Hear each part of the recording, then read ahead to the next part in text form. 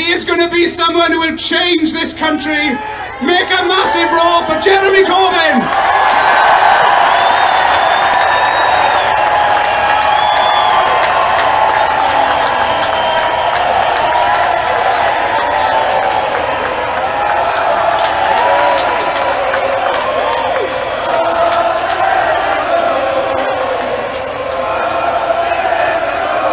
Thank you. Thank you. Thank you. Thank you everyone for being here today. Thank you all those that organised today's event. Can we say thank you to all of those volunteers that did so much to put this event on? And thank you to all of the unions that helped to finance it and support it and mobilise for this event. And I want to say a personal huge thank you to Mark Sawatka and his wonderful new heart. Mark has been through some terrible strains and stresses, and whilst he was there in Papworth, he was keeping up with everything that's going on, and it was a delight to be in touch with him, but also to hear from him that his deep commitment and concern, not just for the members of his union, but all those that are victims of austerity all over this country. Mark, thank you for what you said today and what you've done on all the other days. I thought Parliament Square was absolutely full 2 years ago when we met here in the aftermath of the 2015 election. I didn't think you could get any more people into Parliament Square, except today when there are more than ever.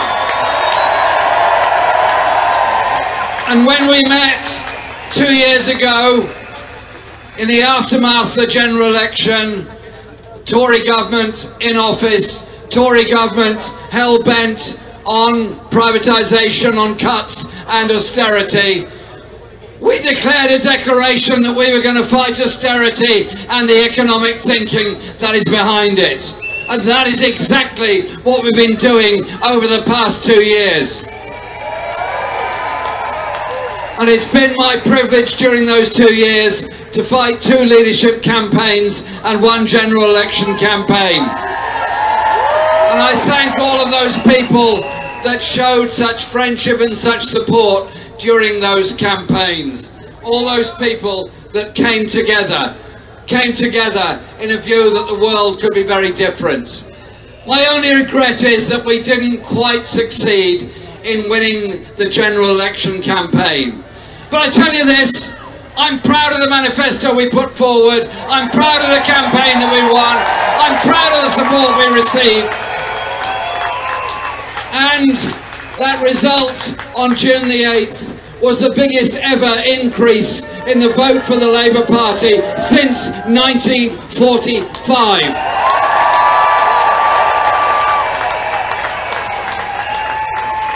And a campaign that was written off at the beginning by the commentariat, by the broadsheet newspapers, by most, not all, but most of the tabloid newspapers, written off as a walk in the park for the Tories. Something happened.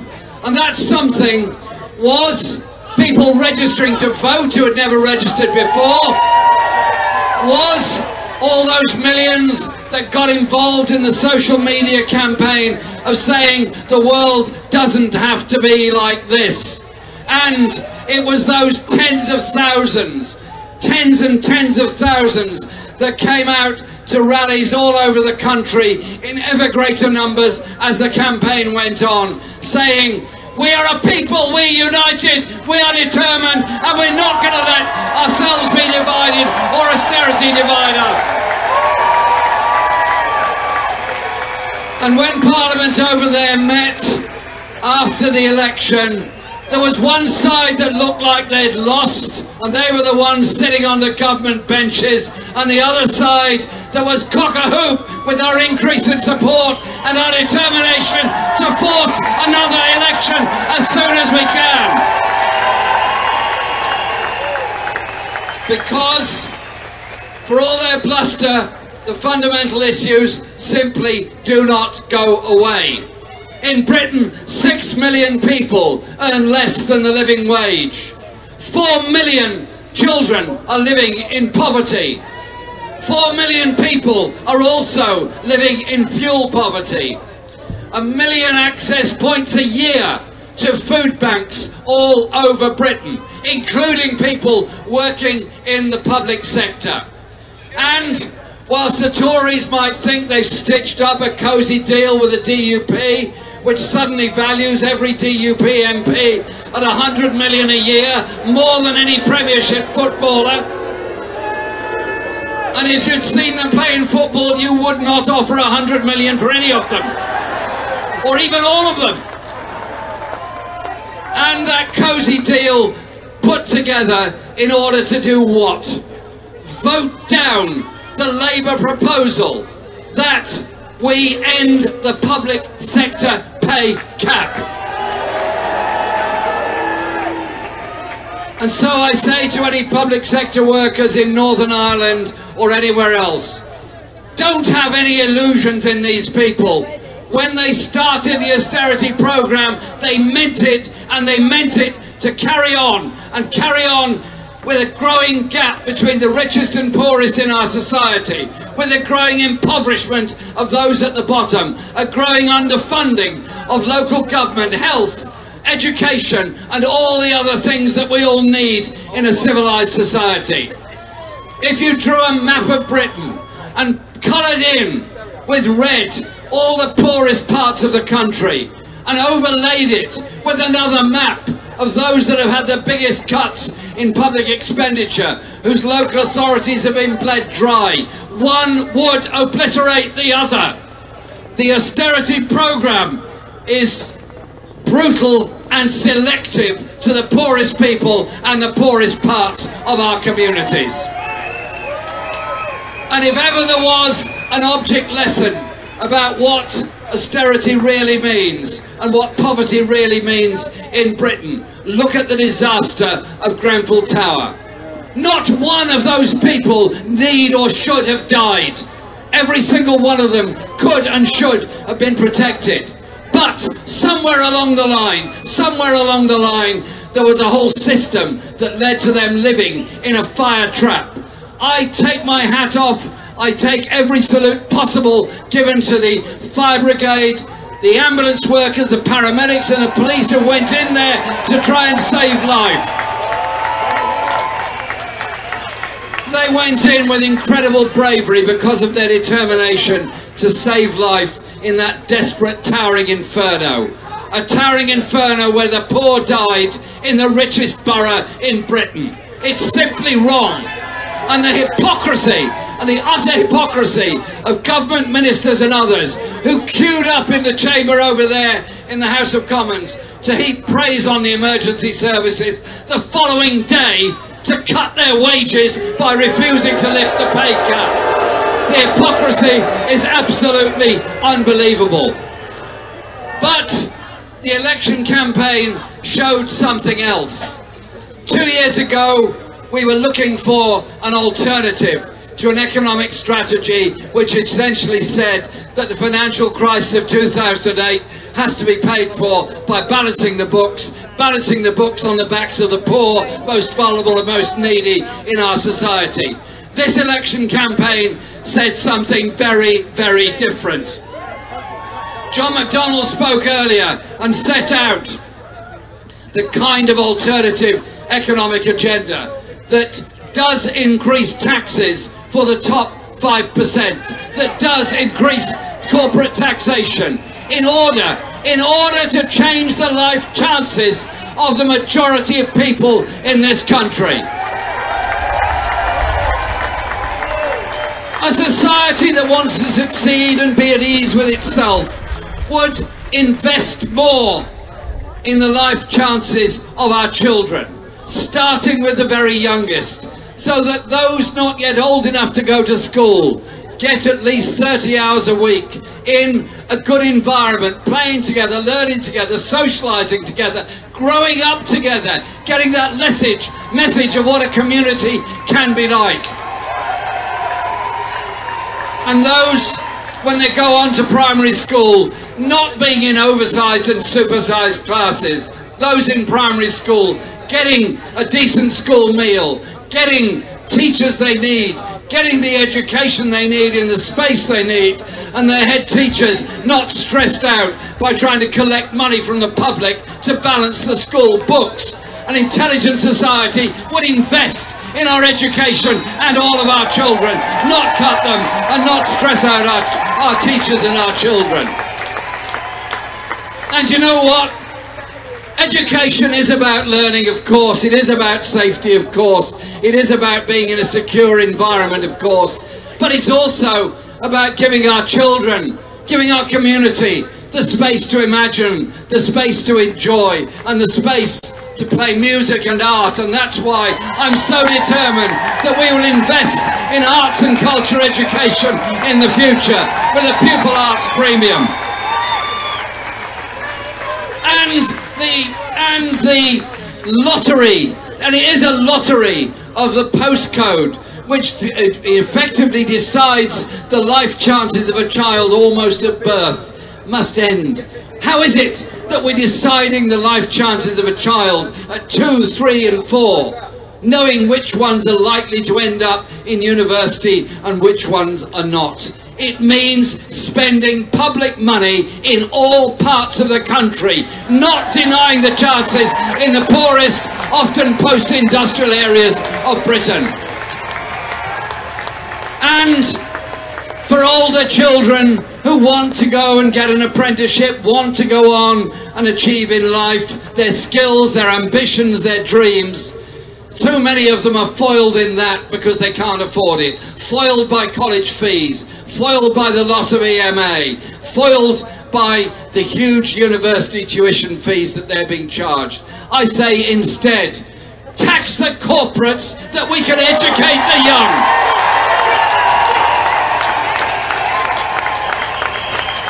Because the effect is already so very obvious. Fewer and fewer young working class students applying to go to university, more and more dropping out. Universities once again returning to the elitism they were many, many decades ago, before there was a degree of enlightenment in attitudes. And so I simply say this: why can't we do what so many other societies do? Invest in our young people, invest in our future, invest in their hopes, not saddle them with debt at the end of it. But life isn't just about education, it's also about how you run an economy. An economy that is deregulated, that has so many people working on 0 hours contracts, on insecure jobs, on bogus self-employment, with no rights at work for the first months or if not years, with charges for having the temerity to take their case to an employment tribunal, is simply not a fair or just society. And I was very proud of the announcement made on May Day by Becky Long-Bailey, our Shadow Business Secretary, of a workers' rights charter that we would bring in at the first opportunity. Rights to decent pay, rights to representation, rights to safety at work. So no more the bonfire of regulations, no more the bonfire of regulations of health and safety and representation. Let's instead have an opportunity where people do have decency, rights at work, and rights to join a trade union, and rights to be represented by a trade union, and the repeal of the Trade Union Act. And have a government that wants to invest in the economy through the National Investment Bank, so that we do have those high-tech, sustainable jobs, so we do invest in green energy technology for the future, so we give everybody a chance, not the grotesque inequalities and injustice of modern Britain. That is what the election campaign was about, and that's what the next election campaign is going to be about as soon as it comes. Grenfell taught us a message. Grenfell taught us a message about housing, taught us a message that so many people are frightened of living in tower blocks, frightened of the danger, frightened of the insecurity. And so many sleeping on our streets and trying to survive. And so many growing up, children growing up in overcrowded, damp, overpriced, private rented accommodation.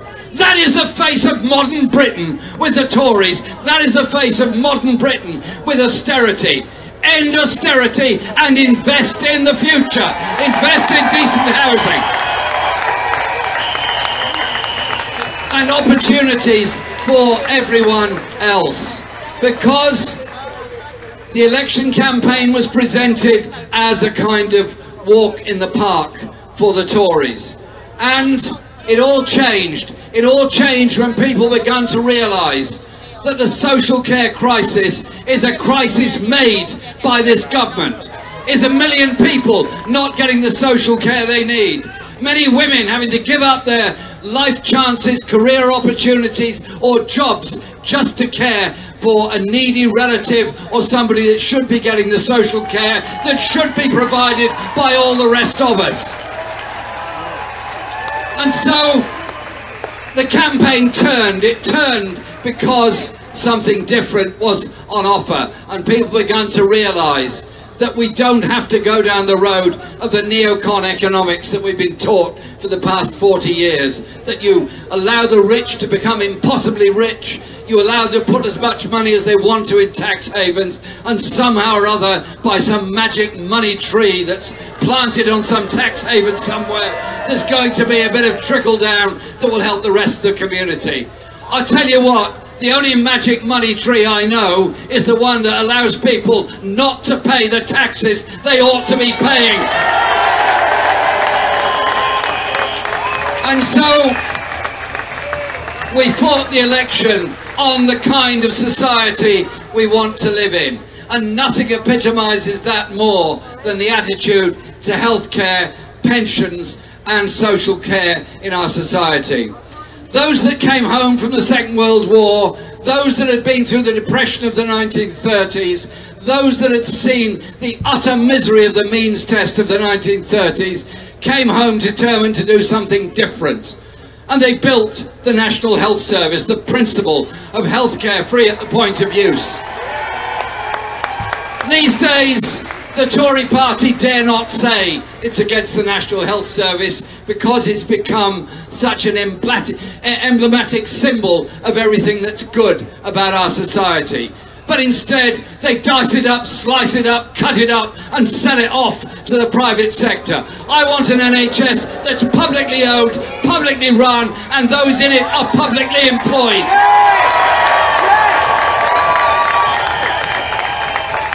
So that health inequality is also challenged. Take a bus ride across any major city anywhere in Britain. Life expectancy gets lower and lower the poorer the area you are, and higher the richer the area you're in.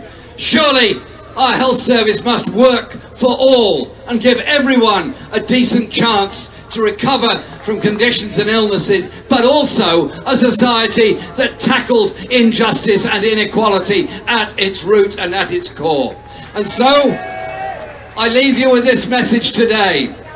We will fight for a Brexit from the European Union that protects jobs, living standards and workers' rights. We will fight to protect the rights of European nationals living here so they get full rights. And we will develop that partnership of the future. We will also campaign for an international system and a foreign policy that puts human rights, environmental justice and democracy at the heart of a foreign policy that is based on human rights and justice. But above all, I simply say this,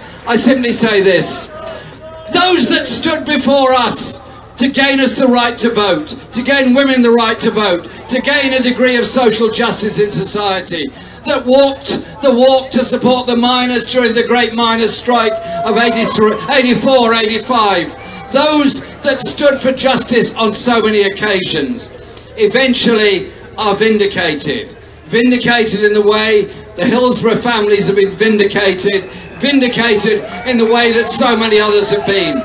And what this election campaign, this anti-austerity movement, this current mood in British politics has done is unleashed the ideas and the imagination, unleashed that day-to-day conversation on every street corner, every cafe and every pub of how differently this country could be run.